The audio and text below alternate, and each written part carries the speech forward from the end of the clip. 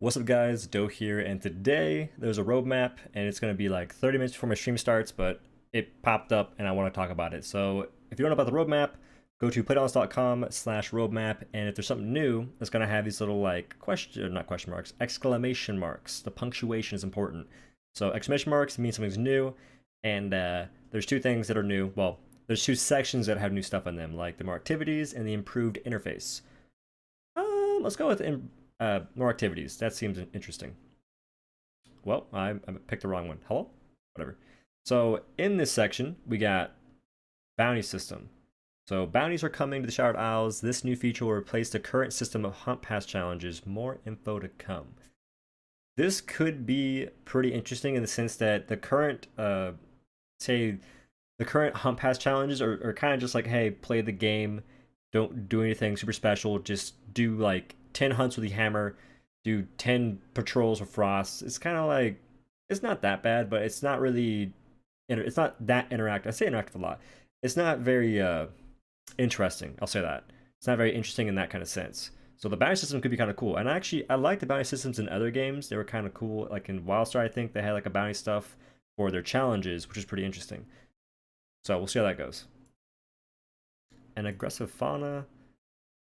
Oh, yeah. Ever since the island of Trials docked near Ramsgate, reports of new species have been on the rise. First the mollusks, those creeping snail-like corruptors, and now something slayers are calling the Styxian. Staxian. I'm gonna go with Styxian. Our advice, travel in groups and watch your flanks. You never know what might slink. How you say that word? Slink out of the shadows. Styxian sounds like a pretty cool name for stuff. The smallest, like, I kind of like how they're not going with just like, oh, watch out for the snails, watch out for Styxians, whatever they might be. I like how they're giving it some pretty interesting names, some pretty cool names that aren't just basic. None of these basic Betty names. We're getting some of these fancy names. So if Smolix were snails, what would Styxians be? How you type? Definition. Hellish, hence loathed melancholy, Stygian, cave forlorn, Milton Inferno, being of the underworld, infernal regions. Wait. Man, is Styxian not a word? Oh, they're making up words now. Okay. Okay, I see you, Phoenix Labs. I see you. Okay. And now for improved interface, which has like a lot of, well, it has a lot of stuff that's coming in the future. So end of hunt extras. The future isn't actively being worked on and is susceptible to change in the future. Reading's hard, chat. I mean, people that are watching this video. What does a better end of hunt experience look like? We're thinking 1. Easy friending of people you hunt with. 2. An option to keep playing with the same party. 3. A more visual end of hunt screen. 4. Detailed Slayer performance breakdowns and more. This is all still in flux, so expect changes. Have an end of hunt idea you'd like to share, join the conversation on the Reddit, which is going to be /r/dauntless. Okay, so being able to add people easily is cool. Being able to like run the same group you just ran with in like a public patrol is pretty cool. And a more visual end of hunt screen it's interesting too. But the best part to me is detailed Slayer performance breakdowns.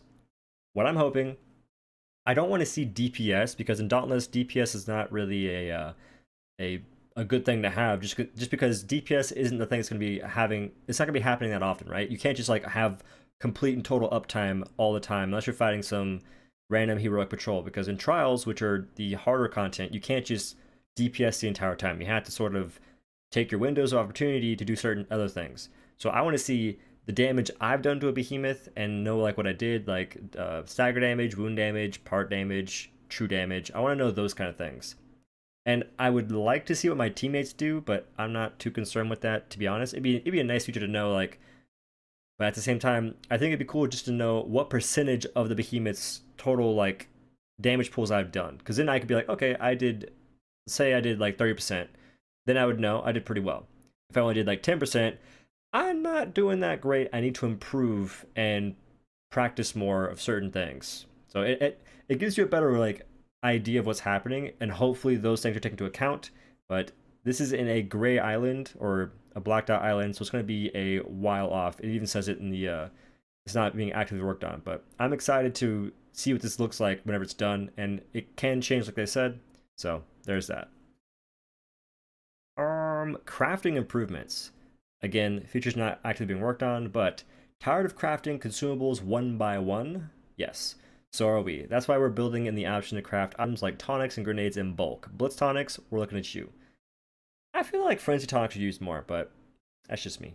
Also in this update, improved gear info card. Selecting a weapon or armor piece in the crafting menu will soon show you 1. That weapon's strengths and weaknesses versus all other types. 2. Detailed sell slot information, that's really good. 3. How to acquire any missing crafting materials. And 4. How that item compares to what you currently have equipped. The biggest thing here is seeing what sell slots certain gear has. Because not every piece of, like, not every weapon has the same cell slots or even the same stat on the weapon. So this kind of information is really big in that sort of sense. It's going to give you more information when you're crafting and be like, oh, I want a weapon that's, say, fire and it doesn't have a defense slot on it. Well, you have Hellion. Like, you're going to have options like that. You have Hellion and Emberman, right? So this is going to be really awesome for just giving you more information before you craft and, like, commit your mats to make something you might not want. That's pretty sick. And again, it's being worked on. Or it's not actively being worked on, but they have ideas of working on that. The last one, it will be new combat HUD. This feature isn't, again, same thing. The heads-up display HUD sheds its closed beta looks with this in-depth reskin and UI refactor. Look forward to updated visuals, clearer health and stamina bars, improved lantern ability tracking, refreshed weapon UIs, and new HUD indicators for passives like rage. I think with this HUD, with this whole HUD change, what I want to see is just a difference in what the icons are.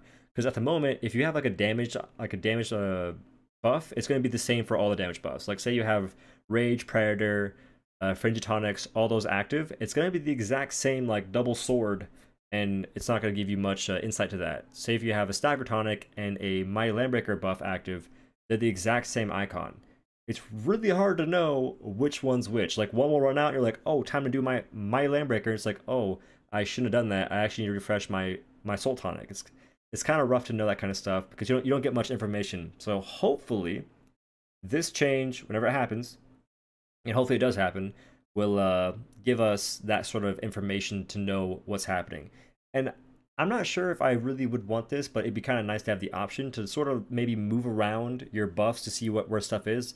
Like moving your repeater reload a bit closer to where your player is, just to know when you have to reload. It's not necessary for me, and I'm not sure if I would like it, honestly, which is why I would like to see if it's like an option to do that. Because just committing like, oh hey, repeaters are gonna be this from now on, I'd be like, well, I don't like that. So it'd be nice to be able to move stuff around, I guess. Like that would be a pretty interesting thing to do and see where you could put stuff to be more optimal in that kind of sense. Because I always have to look to the top left. Isn't that hard? But it could be easier just putting stuff in a more visually accessible place. But that's pretty much the roadmap, I think, right? Yeah, there's no more exclamation marks. I think we're done. But if you guys do not know, there's Twitch Prime. It's available to you if you have Amazon Prime and a Twitch account. Link to 2. Get a Twitch Prime sub to me. I have my own flair. And that's the end of this video, guys. Hope you liked it. If you did, leave a like and maybe comment down below what you're excited for and what you hope these new changes, when they come, will bring. And I'll see you guys later. Peace.